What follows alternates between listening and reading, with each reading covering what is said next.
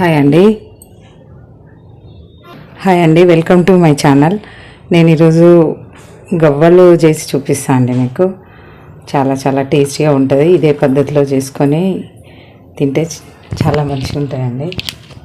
ఇది గట్టిగా కూడా రాకుండా చాలా మెత్తగా వస్తుంది. దీనికి కావాల్సిన పదార్థాలు, చేసుకునే విధానము, ఎలా చేస్తే మంచి టేస్టీగా వస్తుంది, ఇంట్లో ఏం వేయాలి అవన్నీ కూడా నేను చూపిస్తాను అండి. నేను ఈరోజు గవ్వలు చేయడం చూపిస్తాను అండి. నేను మైదా 1 కేజీ తీసుకుంటున్నా అండి. కేజీ పిండితోని నేను గవ్వలు ఎలా చేయాలి, దానిలో కావాల్సిన ఐటమ్స్ ఏంటో చూపిస్తా. కప్పు కొలత కూడా మీకు అర్థమవుతుంది. కేజీకి ఎన్ని కప్పులు అవుతుందో కొలిసి చూపిస్తా అండి. 1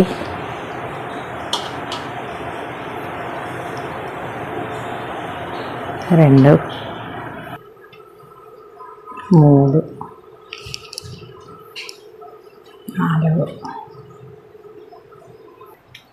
4 5 అండ్ 5.5 వరకు అయిందండి కేజీ పిండి. మైదా ఇది మా పిండి కాబట్టి కప్పు కొలత కొంచెం ఎక్కువ అవుతుంది. మనం వేరే ఐటమ్స్ రవ్వ అలాంటిది అయితే 4 కప్సే వస్తుంది. పిండి కాబట్టి ఇది ఎక్కువ అవుతుందండి. అంటే నాకు 5.5 వరకు అయింది. 5.5 కప్స్ వరకు మొత్తానికి కేజీ పిండి అండి. నేను ఇందులోకి 2 కప్స్ వరకు నెయ్యి వేస్తున్నా అండి. నెయ్యి వేసి ఇది ఫస్ట్ పిండి కలిపేయాలి. నేను చూపిస్తా. కొంచెం కొంచెం వేసుకుంటూ కలపాలి నెయ్యి. ఇందులో బేకింగ్ పౌడర్ వేస్తున్నా, సోడా కాదండి, బేకింగ్ పౌడర్. ఇదండి ఇలా ఉంటుంది. ఒక 1.5 టేబుల్ స్పూన్ వేస్తున్నా అండి.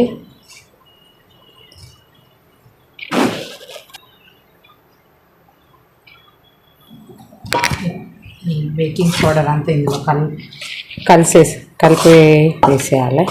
మంచి కలవనిస్తే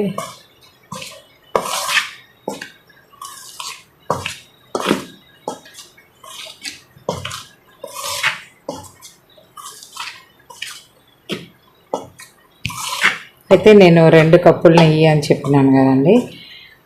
ఒకవేళ నెయ్యి అంతా లేకపోతే 1 కప్పు నెయ్యి, 1 కప్పు ఆయిల్ కూడా వేసుకోవచ్చు. సన్ఫ్లవర్ ఆయిలే వేసుకోవాలి. ఫస్ట్ ఇది కొంచెం ముద్దకు వచ్చే వరకు ఆయిల్తోని కలపాలండి. నెయ్యితో కలుపుకోవాలి. కొంచెం కొంచెం వేయాలి. కొంచెం కొంచెం వేసుకుంటూ ఇది కొంచెం కలపాలి. నెయ్యి ఇట్లా పోసేసుకొని ఇదంతా కూడా కొంచెం మిక్స్ అయ్యేటట్టుగా కలపాలండి.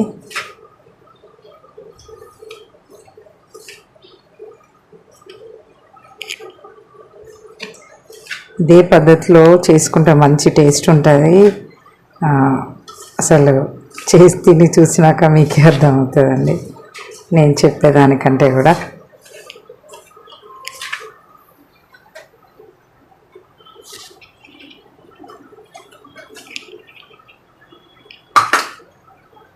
ఇంతకు ముందైతే డాల్డా వాడేవాళ్ళండి, అంటే మా అమ్మ వాళ్ళ టైంలో. కానీ ఇప్పుడు అంత డాల్డా ప్యూర్గా ఉండట్లేదు, ఎవరం వాడట్లేదు కదా. అందరం కూడా నెయ్యి ఎక్కువ యూజ్ చేస్తున్నాం కాబట్టి మేము నెయ్యితోనే చేస్తున్నాం. ఇప్పుడు నెయ్యి కొంచెం నూనె అవసరమైతే, కానీ నేనైతే నెయ్యి వేస్తున్నా. మంచిగా కలుపుకోవాలండి. నేను ఇప్పుడు ఇందులో 2 కప్స్ వరకు నెయ్యి వేసిన అండి. చూడండి, ఇది మనం కలిపేసినాక ఇలా రావాలి. ఇలా అయ్యే వరకు కూడా మనం నెయ్యి కానీ నూనె కానీ వేసుకొని కలుపుకోవాలండి. పడితే ఇట్లా రావాలి. ఇప్పుడు ఇందులోకి నెయ్యి సరిపోయిందండి. మిగతాది ఇది మొత్తం ముద్దకు రావడానికి కంప్లీట్గా పెరుగండి. నీళ్ళు అస్సలే వాడమండి, పెరుగుతోని కలిపేసేయాలి. మనం పూరి పిండి కదా తడిపేసినట్టు పెరుగు వేసి మొత్తం అలా తడిపేసుకోవాలి. చూడండి, పెరుగు వేస్తున్నా.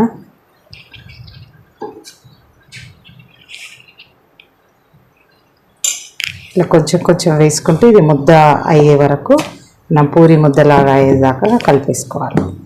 దాదాపు దీనికి ఒక హాఫ్ లీటరు వరకు కొంచెం అటు పడుతుందండి, కొంచెం ఎక్కువైనా వేసుకోవాలి. మనకు కంప్లీట్ ముద్దకు వచ్చేదాకా పెరుగు వేసుకుంటూ కలుపుకోవాలి. చూడండి ఇలా మొత్తం ఇలా కలిపేసుకోవాలి. కలిపి ఒక అరగంట సేపు పక్కన పెట్టి ఉంచుకోవాలి. మంచిగా నానుతుందండి. నానిన తర్వాత గవ్వలు ఎలా చేయాలో చూపిస్తాను. దీనిలో ఇంకా కొంచెం నెయ్యి పోస్తున్నా అండి, వేసి అది కొంచెం మంచిగా కలిపిస్తాం.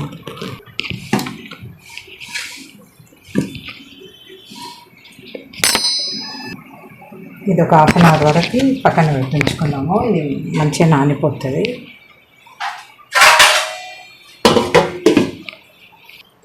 షుగర్ అండి ఇది నేను అది మనకు కేజీ పిండి అంటే 5.5 కప్స్ అయింది కదా.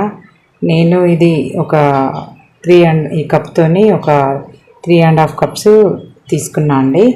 ఇంకా ఇది సరిపోతుంది. ఇంకొంచెం ఎక్కువ షుగర్ కావాలనుకుంటే ఇంకొంచెం కూడా ఎక్కువ వేసుకోవచ్చు, కానీ మరీ స్వీట్ అంత బాగుండదు. ఇదైతే ఇంత అయితే ఓకే. పిండి నానబెట్టి హాఫ్ అన్ అవర్ అయిందండి. ఇది మళ్ళీ ఒకసారి మంచిగా చేసేసుకోవాలి. నేను మళ్ళీ కూడా చెప్తున్నా, ఇందులో అసలు వాటర్ పోయలేదు.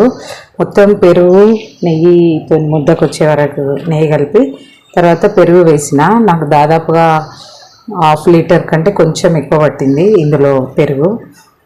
దాంతోనే ముద్దకు వచ్చేసింది. నీళ్ళు అయితే అసలే పోయలేదు. ఇది ఇప్పుడు మళ్ళీ ఒకసారి మంచిగా కలిపేసుకుందాము. ఇదే అండి, ఇది ఇలా కొంచెం మళ్ళీ కలిపేసి పెట్టుకోవాలి. ఇవి మనం ఇప్పుడు చిన్న చిన్న ముద్దల్లాగా చేసుకోవాలి.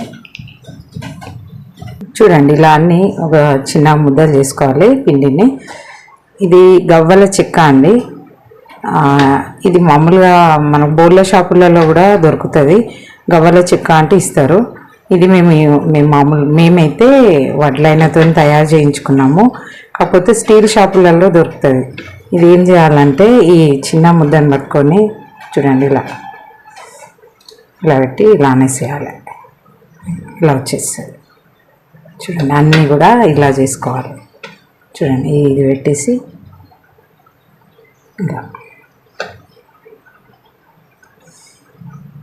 ఇలా అనేయాలండి.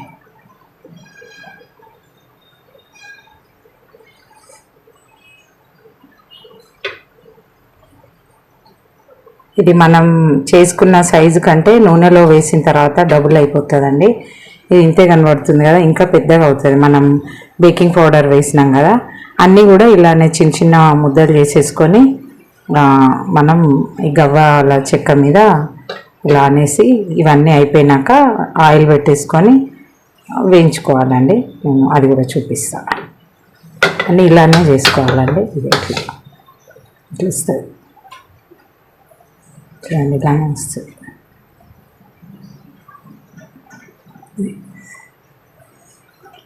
కేజీ పిండికి చాలా అవుతాయండి ఇవి. నేనైతే ఈరోజు ఒక టెంపుల్కి ప్రసాదంగా పంపించాలని చెప్పి ఇంత ఎక్కువ పిండి చేస్తున్నాను. మనం కొంచెం ఒక కప్పటి తీసుకొని చేసుకున్నా కూడా చాలా అవుతాయి ఇదే పద్ధతిలో చేసుకుంటే.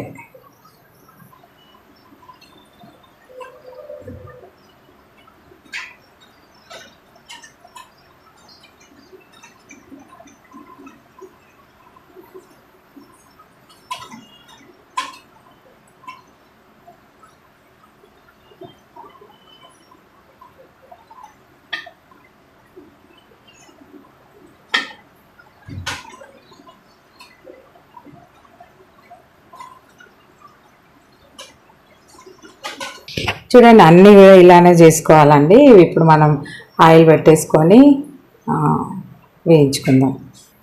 ఇలా డీప్ ఫ్రైకి సరిపడా ఆయిల్ వేసుకొని మనం ఇందాక చేసిన గవ్వలు ఉన్నాయి కదండి, అవన్నీ వేసేసుకోవాలి.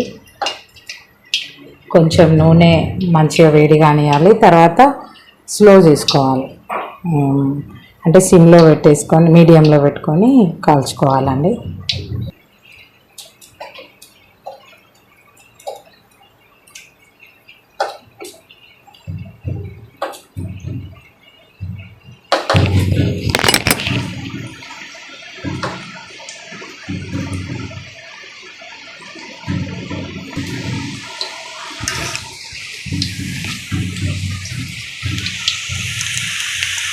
నూనె మంచిగా వేడి అయ్యాక చూసి తర్వాత అండి కొంచెం మీడియం పెట్టేసుకొని ఇవి కాల్ చేసుకోవాలి. అంటే మంచిగా వేయించుకోవాలి. బాగా మంట పెడితే తొందరగా మాడిపోతుంది.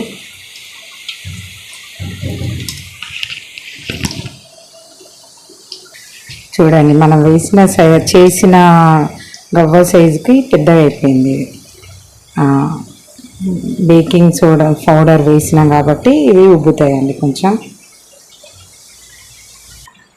ఇలా లైట్ బ్రౌన్ రంగు అంటే కొంచెం గోల్డ్ కలర్ లాగా అయ్యే వరకు మంచిగా వేయించుకోవాలి.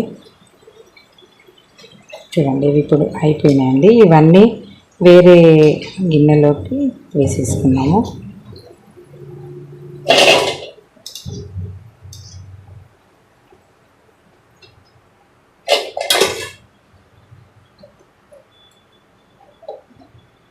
ఇప్పుడు మళ్ళీ వేసుకుందామండి. అన్నీ కూడా ఇలానే వేసుకొని మొత్తం కూడా అదే కలర్ వచ్చేటట్టుగా వేయించుకోవాలండి నూనెలో. ఈ గవ్వలన్నీ ఇట్లా అన్నీ చేసేసుకున్నామండి. ఇన్ని అయినాయి 1 కేజీకి. దీనికి మనం ఇప్పుడు షుగర్ పాకం చేసుకుందాము. అది ఎలా అన్నది చూపిస్తా.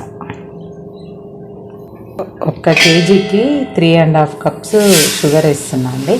కొంచెం పెద్ద గిన్నె కానీ మూకుడు కానీ ఏదైనా పర్లేదు పెట్టుకోవాలి. ఎందుకంటే అది కలపడానికి చాలా ఫ్రీగా ఉండాలి గిన్నె. అందుకే ఇంత పెద్ద గిన్నె పెట్టినాను నేను. ఇందులో ఒక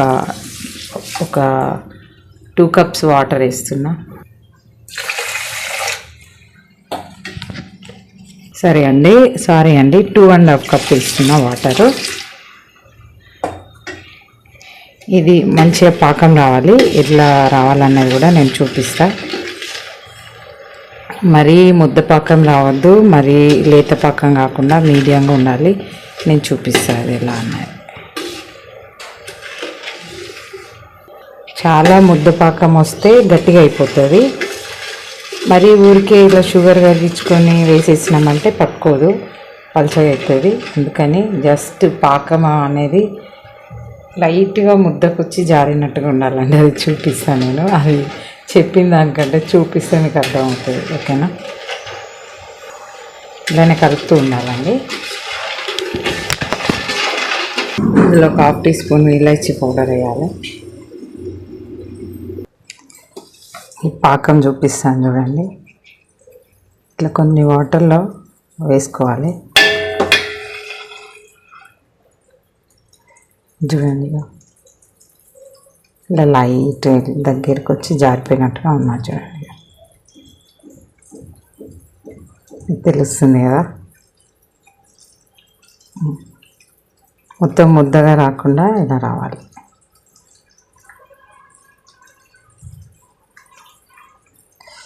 అంతే అండి. ఇలా వచ్చిందంటే మళ్ళీ కూడా చూపిస్తాను చూడండి.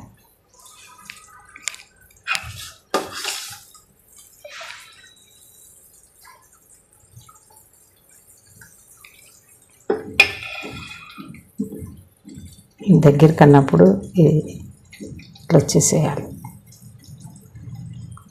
చూడండి, ఇది కొంచెం లైట్ పాకం జారిపోయినట్టుగా ఉంటున్నాయి.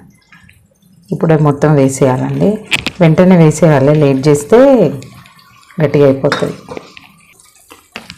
ఇంకో పద్ధతిలో అయితే ఇట్లా వచ్చేసాయి.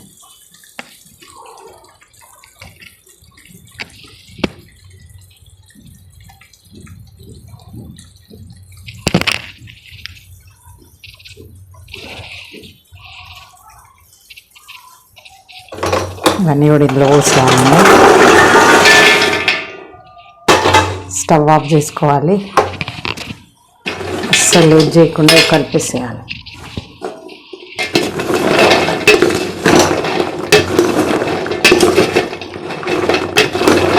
దీనికి పట్టే వరకు కూడా మొత్తం కలుపుతూ ఉండాలి ఇట్లానే.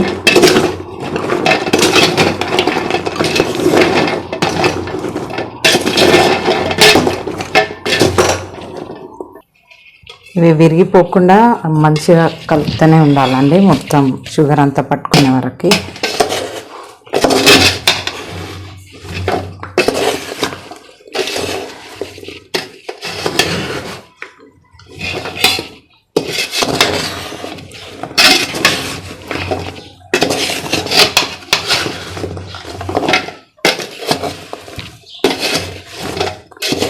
చూడండి గట్టిగా అయిపోతున్నాయి.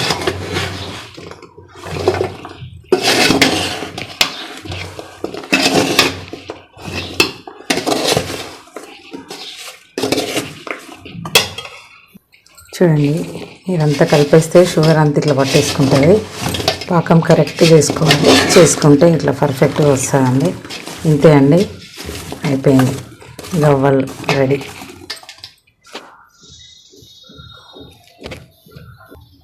చూడండి వేడి వేడిగా మంచి గవ్వలు రెడీ అయిపోయినాయండి.